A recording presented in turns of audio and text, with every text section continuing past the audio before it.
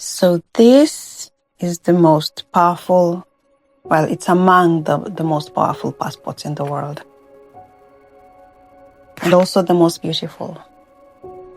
Getting Swiss citizenship is not easy, and it's definitely not cheap. So today I'm going to walk you through exactly how I did it, so you know what to expect if you're going through this process, or if you will in the future.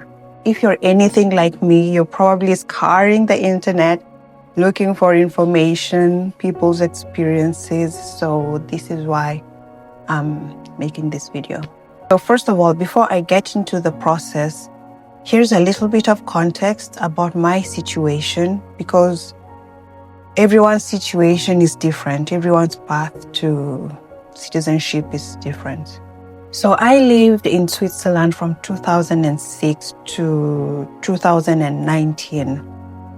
And in 2019, we moved to France with my husband, who is Swiss. And this is where we live till now. So eventually, when I decided to apply for Swiss nationality, my application was for facilitated naturalization as a spouse of a Swiss citizen who lives abroad. So here's a quick breakdown. So you can apply for naturalization if you live in Switzerland, have been married for 3 years to a Swiss citizen, and have been a resident for 5 years.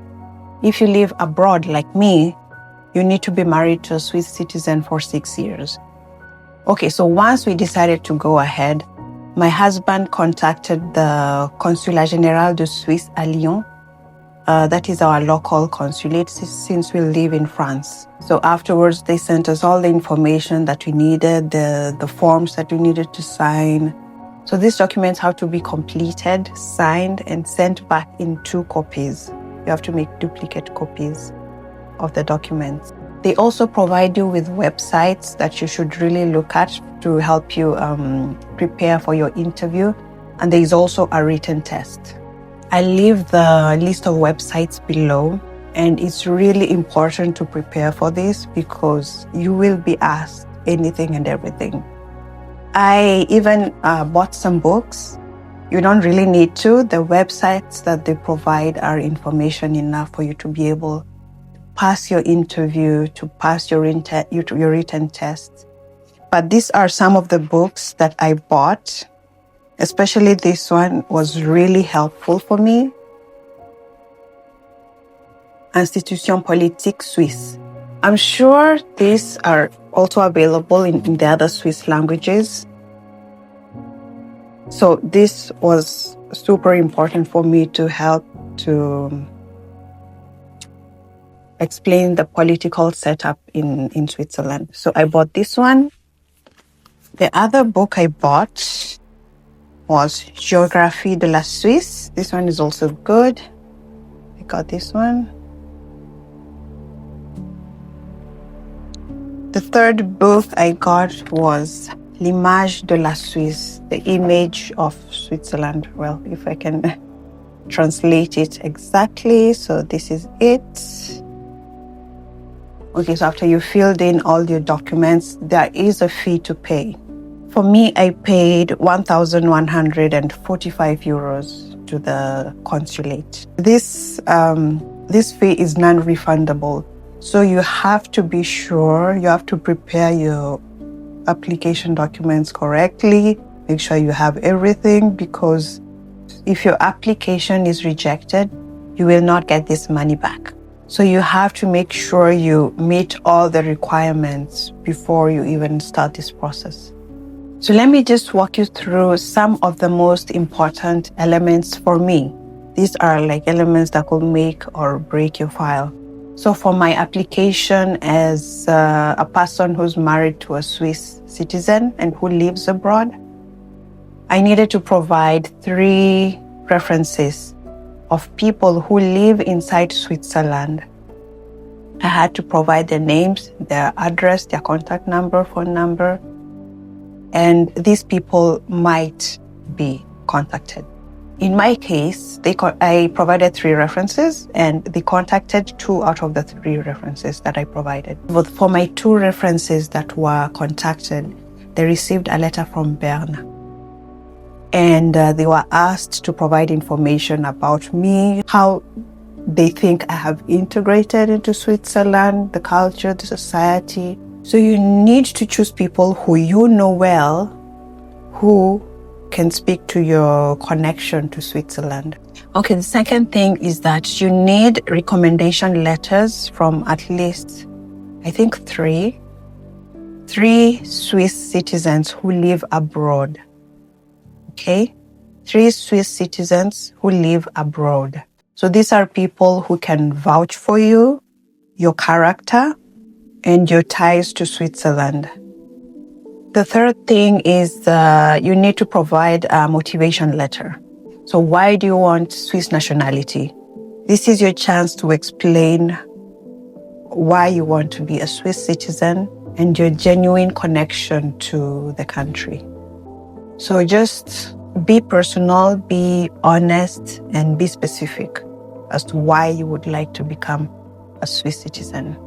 Okay, the fourth thing, which I deem like super important, as a person who's applying to be a Swiss citizen and who lives abroad, not in Switzerland, I needed to provide proof of my stay in Switzerland or proof of vacation in Switzerland.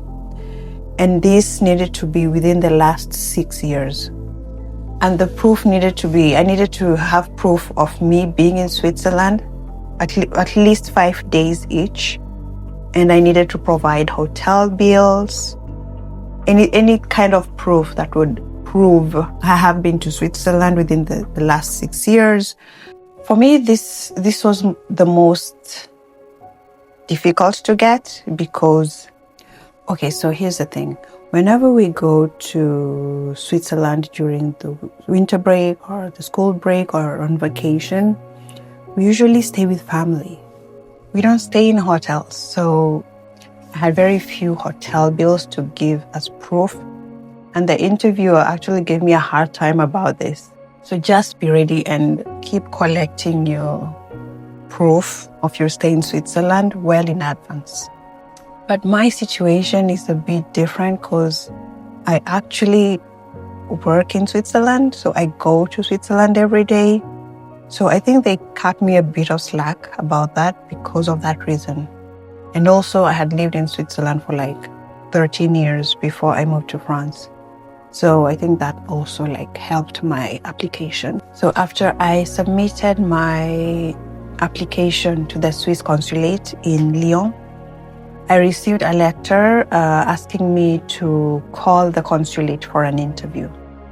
And so I called the Swiss consulate and scheduled a date and a time for the interview.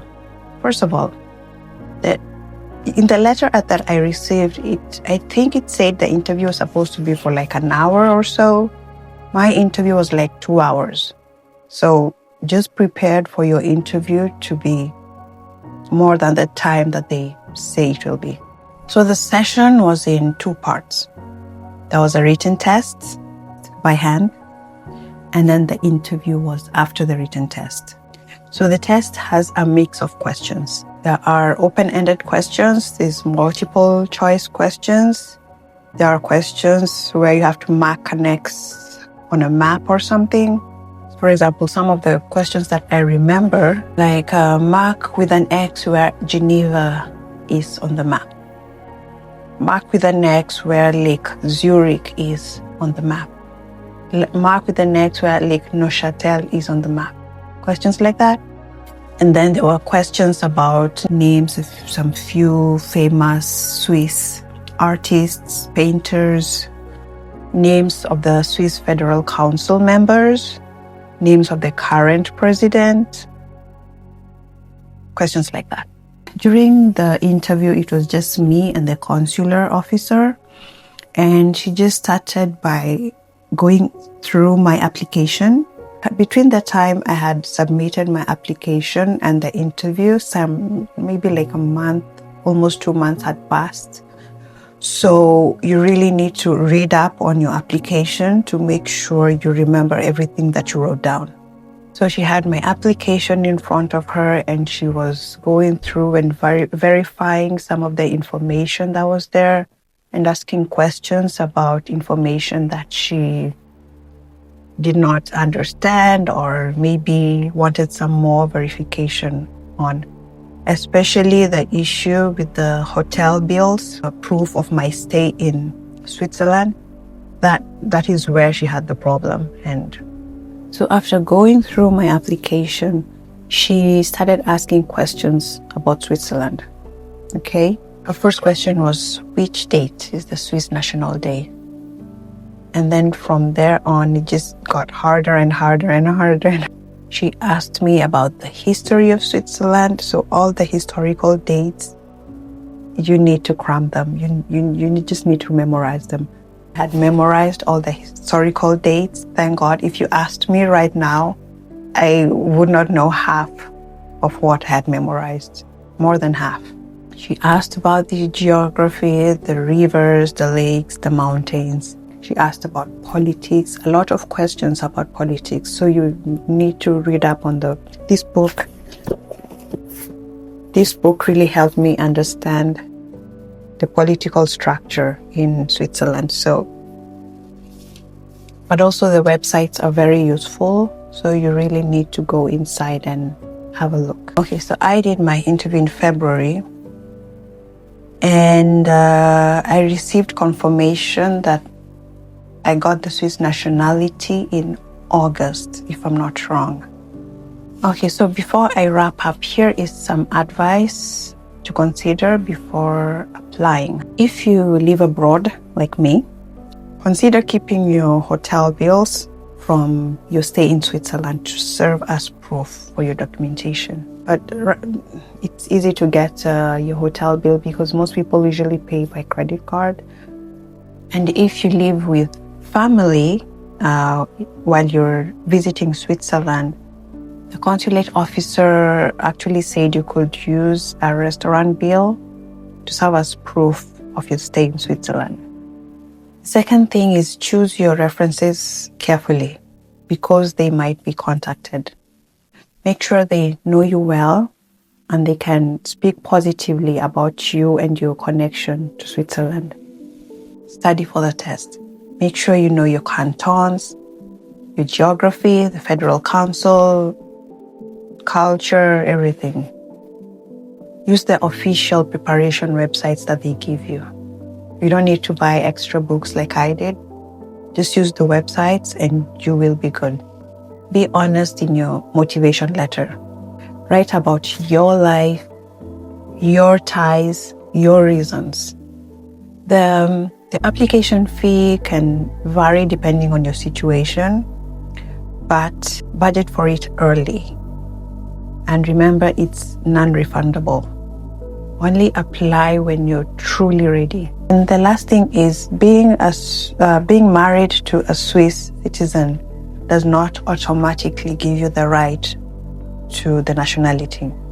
I personally know people who are married to Swiss citizens and the application was rejected, mainly because they could not prove that they had genuine ties in Switzerland or for some other reason. So keep that in mind. It's not just about the legal paperwork. So I hope this video helps you or helps anyone who is going through the process or who is thinking about going through the process. So if you have questions, drop them in the comments. I'll do my best to answer. Thank you so much for watching, and I'll see you in the next one.